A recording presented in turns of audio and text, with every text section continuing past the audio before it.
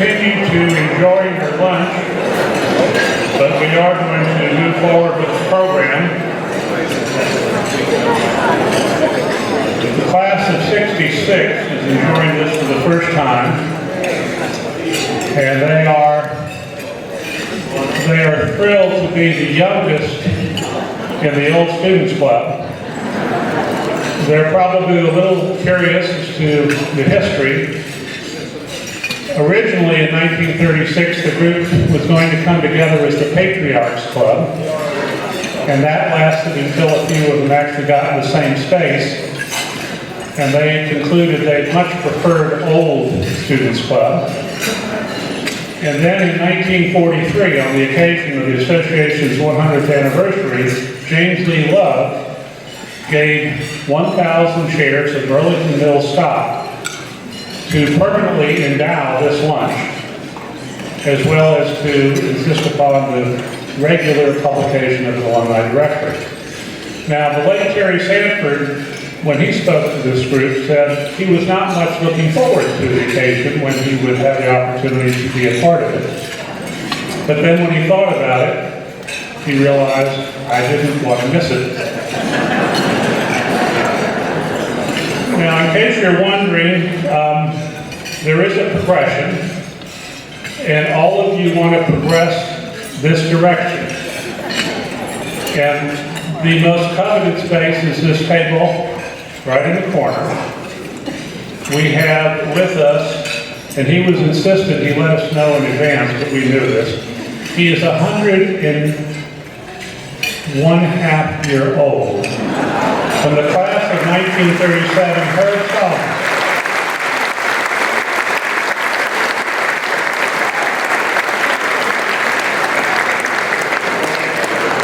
And not to be outdone, seated next to him is Dillard Griffin, the class of 38, and he's 99.5.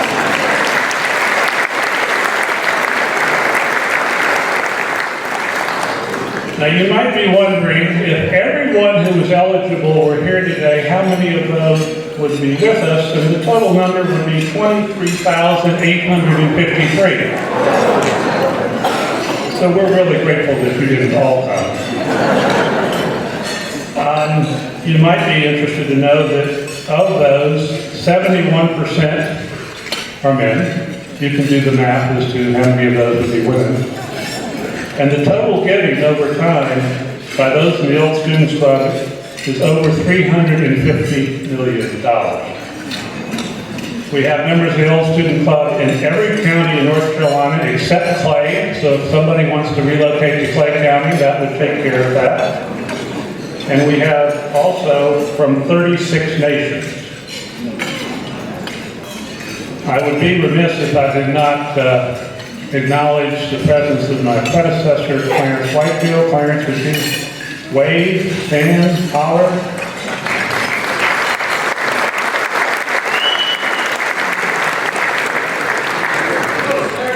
But we're here to celebrate the class of 66. So, would all the members of the class of 66 please stand and be recognized?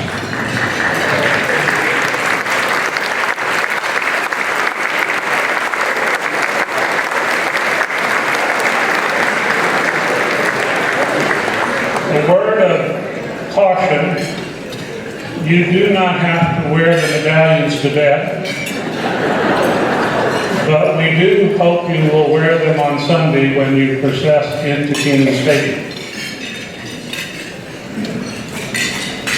Some of you know the name William McWhorter Cochran.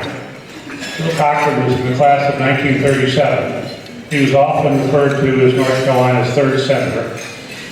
He was from Spencer, North Carolina, and he once had the occasion to be the volunteer leader of this association. And when he did introductions, he thought that a quick read of a resume would allow him to make the introduction simply by using nouns. So if Bill Cochran were making this introduction, he would say our speaker is a daughter, a sister, a mother, a wife, a friend, a colleague, a scholar, a researcher, a biologist, an administrator, an environmentalist, a a leader, an innovator, an explorer, a traveler, an athlete, a celebrity, an arts enthusiast, a sports enthusiast, and a whistler. But Bill Cochran, unfortunately, is not here to give this introduction, so I choose instead to use adjectives. Petite, happy, friendly, curious, candid, intelligent, hardworking, determined, funny, engaging, courageous, innovative, talented, articulate, and passionate. Please give a warm Old Students Club Luncheon welcome to the 11th Chancellor, Dr. Carol Holt.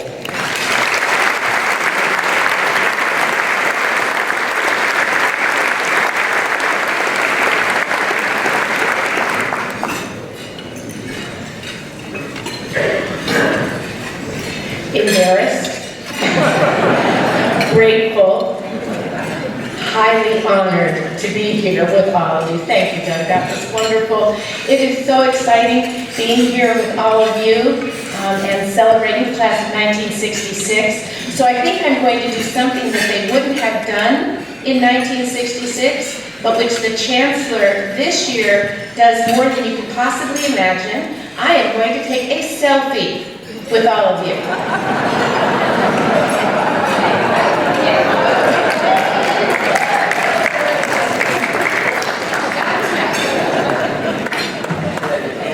That's what we do now. I did see lots of the cameras going up in the audience as well. It is just such an honor to be here, and I'm really looking forward to hear the stories too of the class of 1966. But as I hear from Doug, there could not be anyone in the history of UNC Chapel Hill who is prouder and knows more about this great university than Doug Dibert. So please join me in thanking Doug and his entire staff and crew, Linda and all the others that make this weekend so special.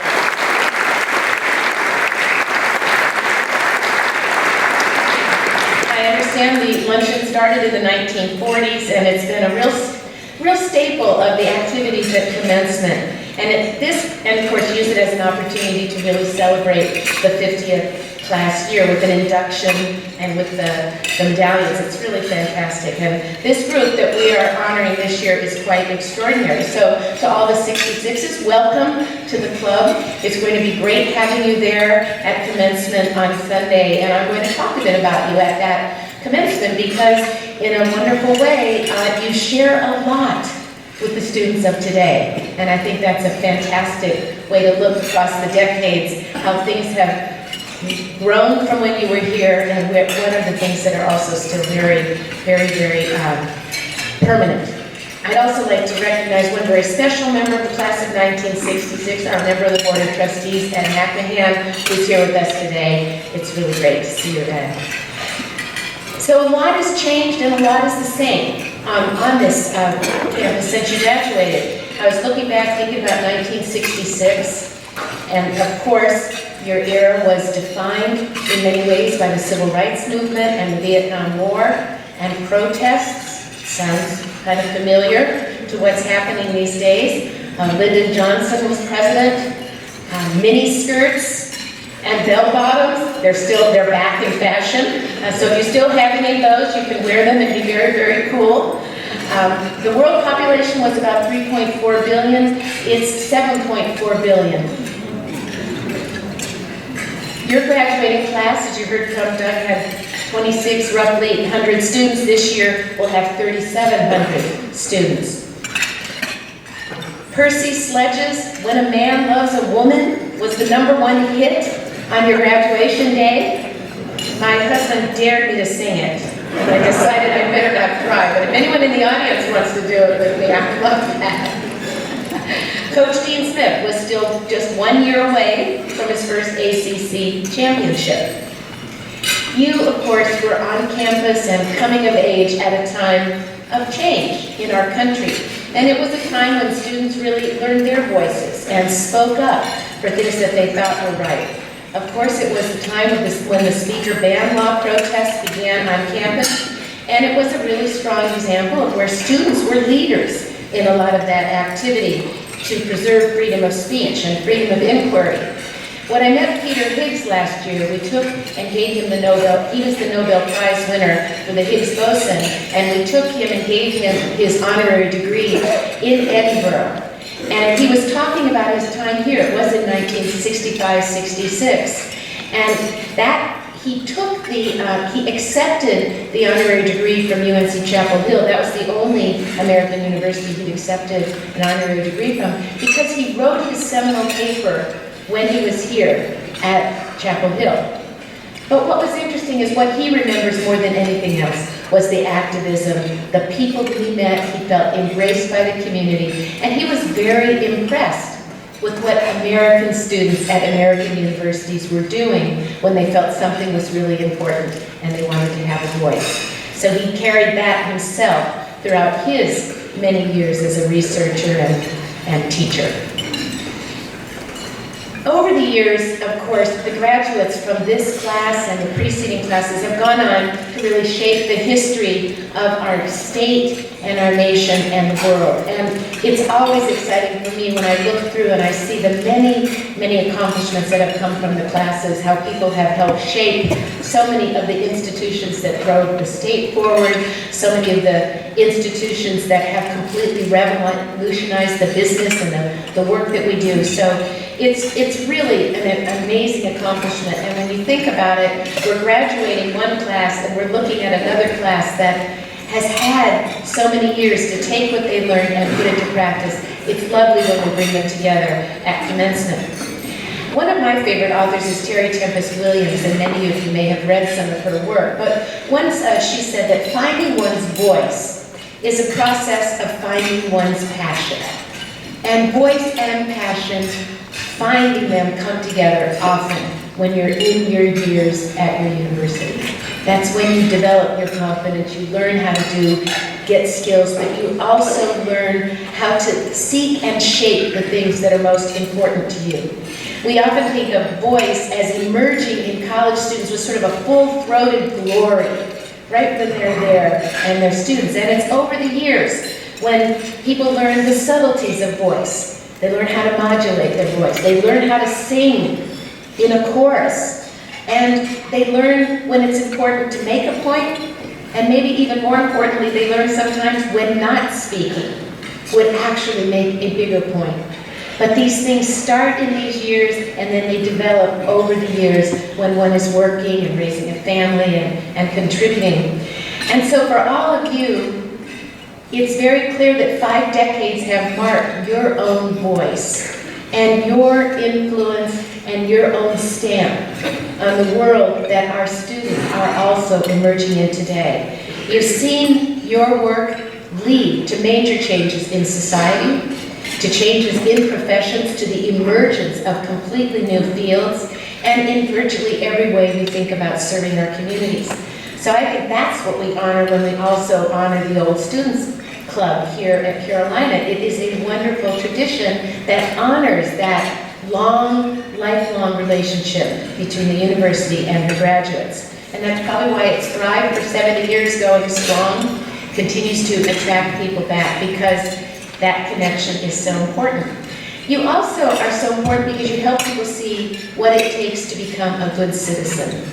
A citizen in your communities, a citizen in your state, and that is something that emerges through a lifetime of service. It doesn't happen instantly, it's something that you build on, and it comes as you do the things that matter to you. So this is an amazing group of Tar Heels who have remained so engaged here, but also deeply relevant and members of your society. So we can't tell you how much we are grateful for all that you've done, and also that all that you do to help Carolina stay strong. We are in a moment of unquestionable transformation of higher ed. And I think that is something that's a little different from when we were here. Although society was changing and membership in the academy was changing, the way we deliver and do what we do as teachers, as mentors, as researchers, is as fast a change right now as you can imagine. Much of it spurred by the digital revolution, but some of it just spurred by the great advances in what we know about things as complicated as the brain and how you can best have people learn. It's also being thoughtfully thinking about what is the purpose of higher education. Do we all need it? If we need it, how does it inform a better public good and a greater society? It's about the cost of higher education. If everything we do is wonderful, is it all needed? Are we paying for it properly? These are all things that drive us to think about doing things not exactly as we've done them before, but better, and in ways that can really be thought about as transformative change. We see amazing changes in the way education is delivered. The curriculum itself, in some ways, uses the same words, but the content of most of the classes is very different, but not all of them. Shakespeare's still Shakespeare. And I say that sort of it's true, history is history, but even Shakespeare, or even your history classes, are always taught in the context of a new era and a new generation. So I believe you could go back and look at classes that you took and take them again today, and you'd feel like you were learning a whole new perspective on a subject that you felt you knew very well. We have many conversations going on about diversity and inclusion, and certainly this generation helped that movement towards the university as a place that would include everybody in society. We see shifting landscapes in the way we think about the university's role, and our particular university has become increasingly involved in both the graduate and undergraduate education and the production of the great research initiatives for the world, as well as the great promotion of new ways of doing education. And we have to really find a way to make all these things stay as special and as groundbreaking at Carolina now as they've always been. It's not an easy task, but I think Carolina starts with some very, very special parts of its history that help it really stay strong. There's always been a commitment to teaching here. You may frequently hear about great researchers don't want to teach, but I'm here to tell you that is not true here. Our teachers are our best scholars. There isn't one class and another class. They tend to be the same people because what they want to do is bring the most modern approaches right into the classroom, working with the great minds that they have in our Carolina students. And as a result, they're leading the revolution to flip classes and think about new ways of delivering education. And that is happening across the professional schools. The pharmacy school just moved to be the #1 pharmacy school in the country. The previous #1 had held that position for about 4 decades. So rankings don't change that fast. That was an amazing, that's right, absolutely.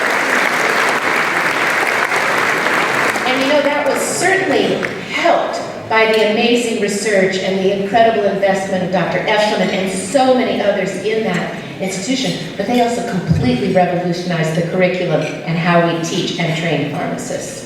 The same could be said for the medical school, the same for the School of Public Health. I could go through those graduate schools and realize they too, as well as our undergraduate, are constantly thinking both about research and teaching. We have almost a $1 billion research portfolio. Now, that is different from when you were here. There wasn't even $1 billion being given out by anyone at that time. But it's the 6th highest in the country of federal dollars. That means the government is investing in the ideas of the faculty here among the greatest rates in the country. And if I tried to have you guess who the ones are above it, you probably wouldn't, because you would name all these schools that you think of as great research powerhouses, not realizing that your alma mater is actually at a higher level of productivity than they are. But what I want to emphasize here isn't only that that is producing some of the high-impact discoveries that you see and read about every day. Every single one of those laboratories, every single one of the places where we do that research has an undergraduate working with them.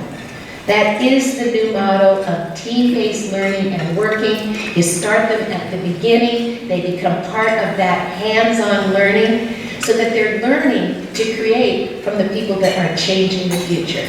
So like your generation came out and created new industries, they're getting that earlier and faster, so that they too can be ready to run when they leave here and build the new jobs of tomorrow and help lead the world as it takes advantage of all the discoveries of today. You've been hearing so many examples. I thought I'd give you a couple just about that research enterprise. The University Cancer Research Fund has more than 170 researchers working on cancer. Probably a lot of you saw that Vice President Biden just did the cancer moonshot and picked a few people in the country to be on the team that would lead that. The Dean of our School of Public Health, Barbara Runner, is one of the people on the cancer moonshot. The head of the NIH is a UNC Chapel Hill graduate. He has a very small group called the Council of Councils. And one of those is Terry Magnuson, UNC's head of Vice Chancellor for Research in the medical school, an amazing researcher. So Carolina people are not only doing all that work, they are placed in the center of the universe, which is still the United States, for the development of research fronts that will change the way we deliver health care. That's all going on at your university. You might have read about the GSK relationship that we just established with our faculty here. You know, what we're seeing in the future is there are going to be more university-industry partnerships. That is something that's changed a lot in the last 50 years, but GSK and Carolina are two of the greatest places in the world working on AIDS. They decided to join forces, build a separate company to take care of profits that may come from drugs that may be developed. We brought the GSK faculty right into our building, so they'd be working shoulder to shoulder with our scientists, and they are ambitiously tackling a cure for AIDS. Another example of how things go, and by the way, students working in all of that. You know, it goes on and on. I just hope you all read the web pages or you find a way to stay connected, because half the time I don't think you even know when it's a UNC person. There was a big story in Time magazine a couple weeks ago about a new Alzheimer's drug. Well, the faculty member who's working on that is currently at Stanford, but all that work, where did it start? Right here. And he still attributes those roots. So this is a really important aspect of what you see. You see a lot more entrepreneurship, although I think every person in this room would consider themselves very entrepreneurial. I do actually think this is a bond across the generations. But now we teach it, and we embrace it in a very direct way, so that we have first-year students that are developing new companies. I just met a young football player who had the realization that, you know, you're playing out on that pitch, you know, you're out there on real grass or on turf. You know, you're playing in South Carolina, as we did a couple of years ago. It's about 150 degrees on their feet, and their feet get really hot. And they said, let's develop a cold sole that we can put into the feet of into the athlete's shoes. Sure enough, he with two other students have developed a whole thing called Cool Soles, and if I could invest in that company, I absolutely would. It's that kind of amazing story that we see all the time. And you see the accomplishments of our students. They are very entrepreneurial. They do a million things. They are succeeding at the rates that make you very proud in every single sort of scholarship. One of my favorite stories about that was this year. The Gates Millennium Scholars is a new program that the Gates Foundation has put together. It's sort of like a Rhodes Scholar. They pick a very few number of students and send them to Cambridge. And we had 2 Gates Millennial Scholars this year. And what I loved about that is that one of them was a Moorhead and one of them was a Carolina Covenant Scholar. And as you probably know, the Carolina Covenant, which is the only program like it's in the nation, gives students from families that are 2 standard deviations below the poverty level, so that in North Carolina it means these students on average come from families that make about $27,000 a year. When they're accepted into Carolina, if they go into the Covenant, they will have work study, but they will graduate loan-free. In the time since that program has taken root, we've seen the greatest closing of the gap between students of different income of any school in the nation. And what's really amazing, 14% of Carolina students last year were Carolina Covenant Scholars. So our Gates Millennial Scholars from both of those amazing what makes Carolina so special? I believe I've talked about the real blend. It's that blend of being the place, and every one of you has a story of coming here yourselves. Many of you from families that never went to college. 20% of our students still are first generation. You come from different backgrounds. We have the highest military affiliated on campus this year than we've had since World War II. Come from all reaches. That's a wonderful accomplishment, I think, too. That's Carolina. Bring people from every background that have the capacity and the desire to really excel and make it possible for them to do it affordable for them. So 50% of our students get financial aid, and our tuition and fees are at the bottom of our peer group. It costs less to go here than all those other great public universities in America. And on top of that, put them together with the greatest researchers in America, many of whom are only found at private institutions. So in some ways you could say we are an N of one. We are trying to do something that is very special, and we can't possibly do it without the support and the help and the example that all of you have given us and continue to support us. But I think that we are the example of what great public education can do for the state and for the nation. I think our future is intimately tied with the future of the nation. So as we go, so will other states follow, and we need to work to continue to be leading in that accessibility, affordability, excellence, and service in the public good. So I feel as though I'm talking to a room of people who have made good on that promise from your university years ago. You've used it in ways that we could have only dreamed be true, and it is our absolute charge to you to keep us going in that same direction. Share with us the stories to make it great, the ideas about how we can be pushing forward. Ask us the questions that you need to know to understand how you can love and support this university, and just keep on trucking. So thank you. It's really wonderful, and I just couldn't thank you enough for being here. Thank you all.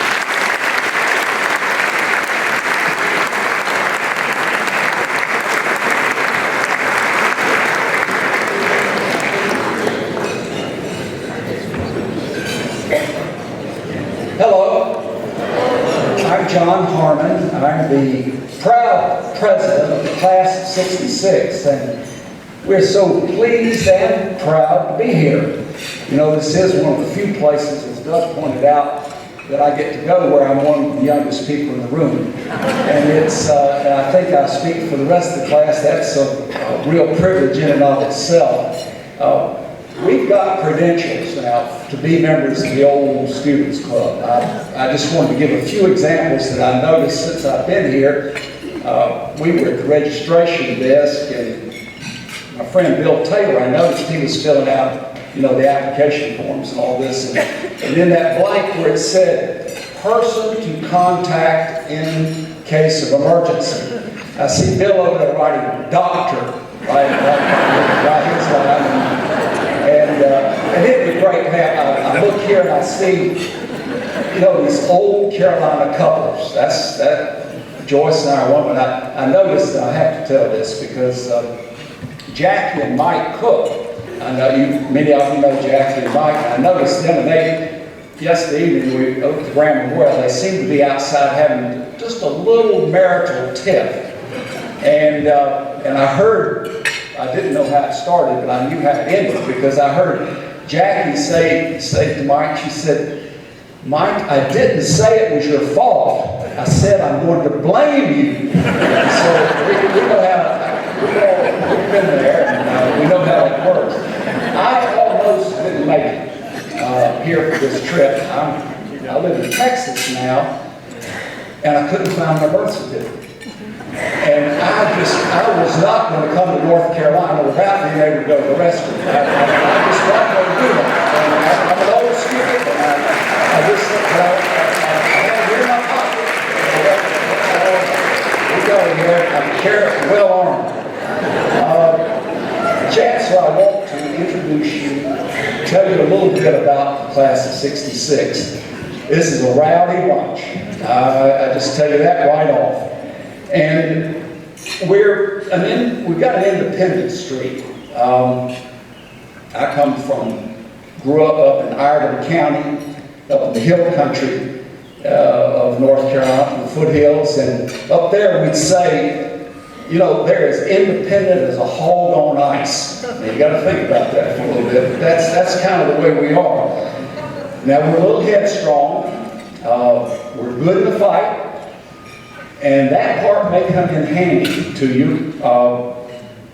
And it may be some help, because a big part of your job is dealing with the state legislature. Now, we have some experience in that department. I want to kind of relate that to you and remind you. You mentioned a little bit of it. When we were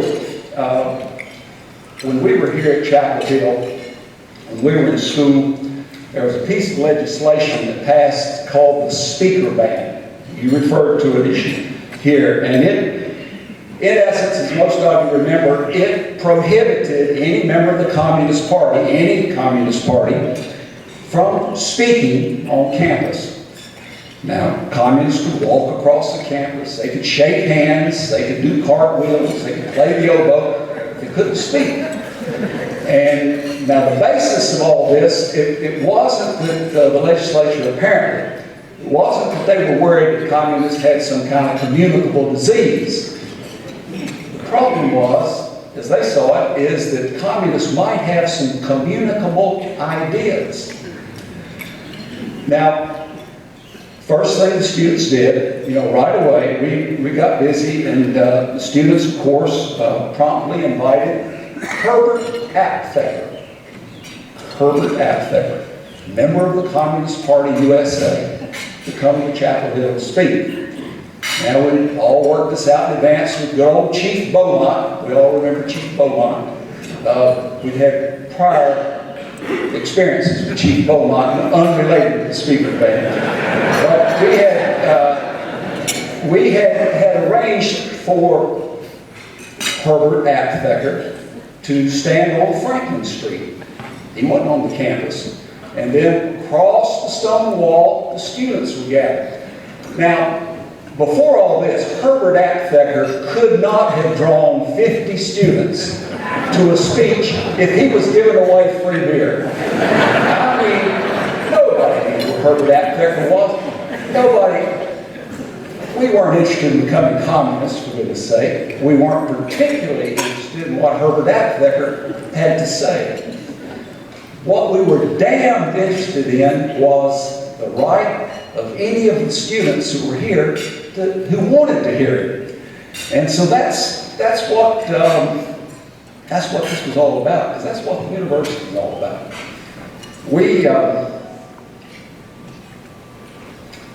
That's what we came to Chapel Hill for.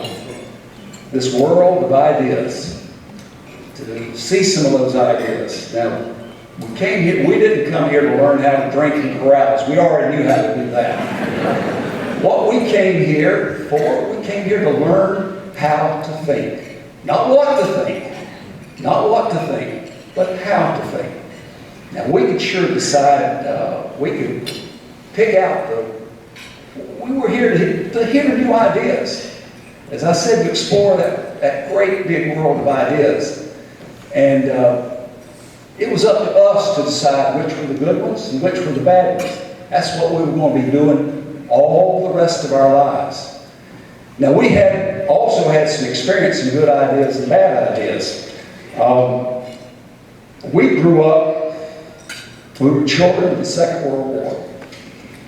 Now, this was the time of Ozzie and Harriet, Howdy Doody, Mouseketeers. It was a warm, fuzzy time to grow up. I mean, it was, and then came Vietnam. The endless war. Those fuzzy days were over pretty quickly. When the war started, it was our country, right or wrong. You remember that. Over the years, it kind of became, hell no, we won't go. We had, some of us fought in that war. Some of us fought against it. Some of us did both. It was a hard, hard time. And that's for those who went to the war, and it was also a hard time for those who stayed home. We grew up in an all-white society, basically. We grew up in white neighborhoods, all-white neighborhoods. Most of us went to largely all-white schools. Our class came here in 1966. We had 4 black students in the class of 1966. And that's 12 years after Brown versus the Board of Education. The Supreme Court decided that segregated education was unconstitutional. 4 blacks, had 1 Hispanic student in our class. We came of age in the 60s, as the Chancellor was pointing out, right smack dab in the middle of the Civil Rights Movement. Martin Luther King, he rocked our white world, I'll tell you that. We changed. Our university changed. Our world changed. Thank God.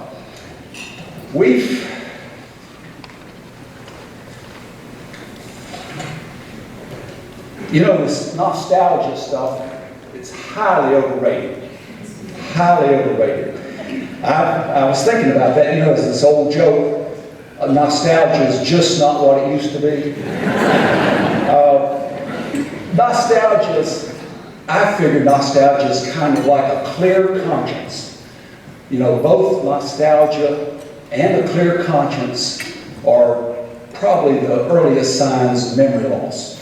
And that's kind of the way I view nostalgia, is that we're not looking backward, we're looking forward. That's the way I've always tried to look, and that's the way this class, thank goodness, as we've been able to do that. We've been able to look forward. I live in Texas. There are more quail in the pastures, there are more redfish on the flats than there ever have been before. These are the good old days. And I think that that's what the Chancellor was telling us about the university. These are the good old days. We ought to celebrate that and join in. We're very proud to be Tar Heels. And in those immortal words, President Bill Friday, go Heels, beat Duke. All right.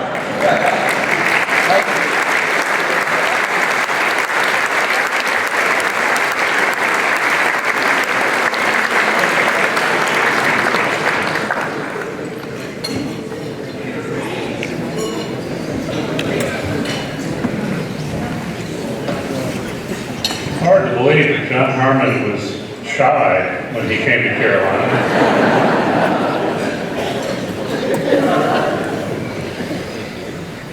So we've focused a lot on 66. Let me also acknowledge that there are those from the class of 51 who've been here celebrating their 65th, folks from the class of 56 who've been celebrating their 60th, and indeed some from the class of 61 who've been celebrating their 55th. How are those of you in the classes of 64 and 65 who are downstairs? Are you doing okay? The class of 66, you can pick up your certificate that will authenticate your membership in the Old Students Club as you leave outside this door at the registration. And if for any reason you forget them, don't worry, we will find you and they will find you. There's also a gift, I mentioned James Lee Love. He authored his 60 Years Since, and that is a wonderful little booklet that you can pick up as well. The enrichment program that begins at 1:30 is in the Blue Zone. As long as those doors are open and the skies are acceptable, you may leave through those doors if you'd like. There are campus tours that will begin again at 1:30, as well as tour buses. Those of you who want to view the Andy Griffith or the Charles Perrault slideshows, those are downstairs in the People's Room all afternoon. Parking, if you found your way into the parking deck, you have a coveted space, because for the first time, that parking deck is actually full. So you may want to reconsider if you're planning to leave it and then come back. That's just up to you. For those who are coming to Friday Frolic, that is a ticketed event, and that is over at Chase Hall. Those of you who are in 66, your hospitality room at the end of the hall will remain open all afternoon, and also your photograph is scheduled still for 5:45, and casual attire is just fine. We've reached the point now where the Chancellor referenced learning appropriate times to sing as part of the chorus. And we're about to do that. Those of you who wish to and are able to stand and wish to sway, that's fine. We would like you to preferably sway with someone with whom you like to sway and remain vertical.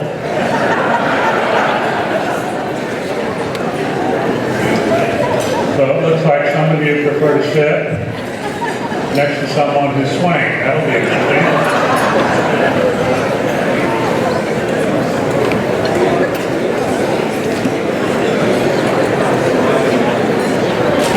I know many of you don't need this reminder, but yes, you may end this song with your own favorite word. Hark the sound of car heel voices ringing clear and true, singing Carolina's praises, shouting in CU. Hail to the brightest star of all, clear its radiant shine, dun, dun, dun, dun, dun. Carolina, priceless gem, receive